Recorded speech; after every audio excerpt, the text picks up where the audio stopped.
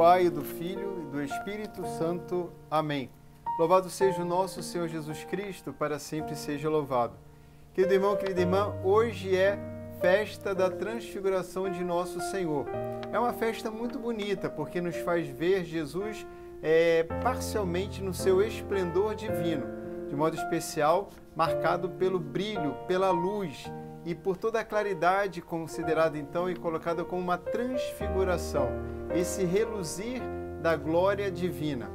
E exatamente nessa festa nós temos a oportunidade de encontrarmos esperança. Sim, exatamente esta festa é para renovar a esperança, sobretudo para aqueles que passam por momentos de dificuldade, para que não desanimemos. Sim, todos nós, a igreja, sobretudo nesses tempos difíceis, não desanimemos. Os tempos difíceis existem, mas eles passam. E durante os tempos difíceis, o Senhor nos vem com a sua consolação. Hoje o Evangelho se encontra em Mateus, no capítulo 17, nos versículos 1 ao 9.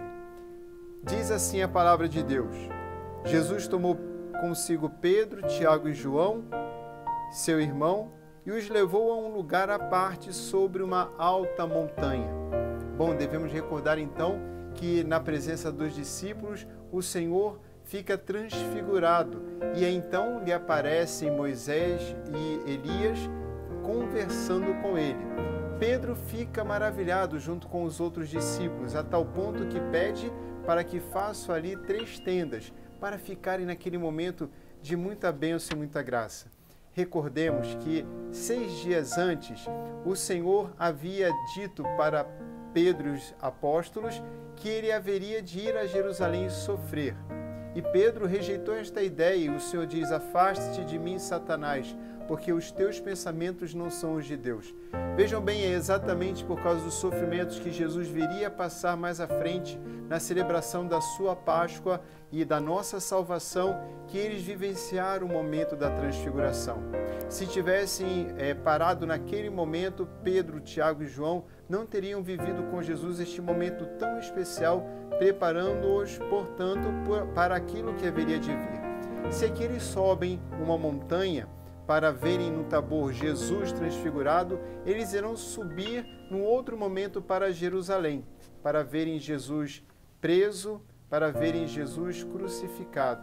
Mas é também em Jerusalém, o mesmo lugar do Horto das Oliveiras, de toda a agonia da paixão do Senhor, também em Jerusalém nós encontramos o momento, o lugar da Santa Ceia, de momento de grande intimidade de Jesus com seus discípulos. É também Jerusalém o lugar da paixão, também o lugar da ressurreição, no qual Maria Madalena, Santa Maria Madalena, faz a experiência maravilhosa do encontro com o Senhor ressuscitado.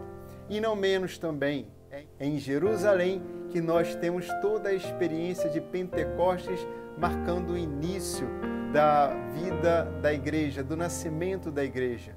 Portanto, não temamos o sofrimento. Abramos o nosso coração para que o Senhor venha, manifeste os seus sinais em nossas vidas, a fim de nos dar forças para cumprirmos a nossa missão.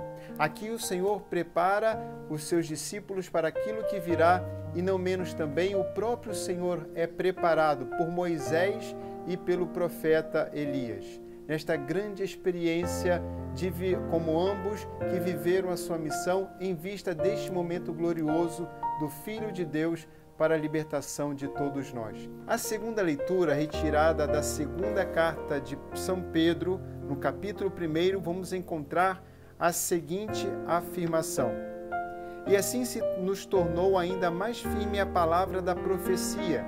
Recordem que Jesus estava com o profeta Elias no momento da transfiguração. Então ficou mais firme a palavra da profecia, que fazeis bem em ter diante dos olhos, ou seja, a palavra de Deus para animar. Animar para o quê? Diante dos olhos como lâmpada que brilha em lugar escuro até clarear o dia.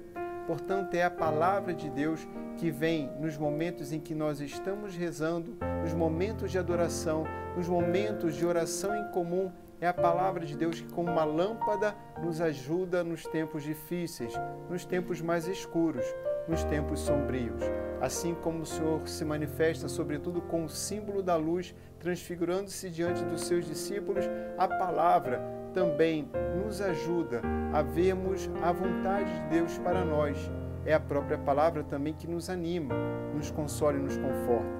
Quero concluir com vocês um outro momento muito significativo da transfiguração, o momento em que o Pai fala. E o que o Pai fala? Encontramos isto lá em Mateus, no capítulo 17.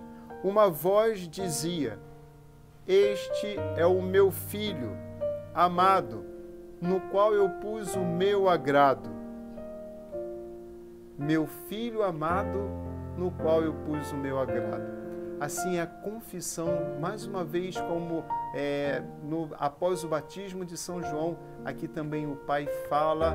Se lá, depois do batismo de João, para preparar Jesus, que viria adentrar pelo deserto para as tentações, aqui é o Pai que fala, exatamente para preparar o Filho para um outro deserto, o deserto do Getsêmani, o deserto de toda a paixão, e não menos também prepará-lo para a ressurreição.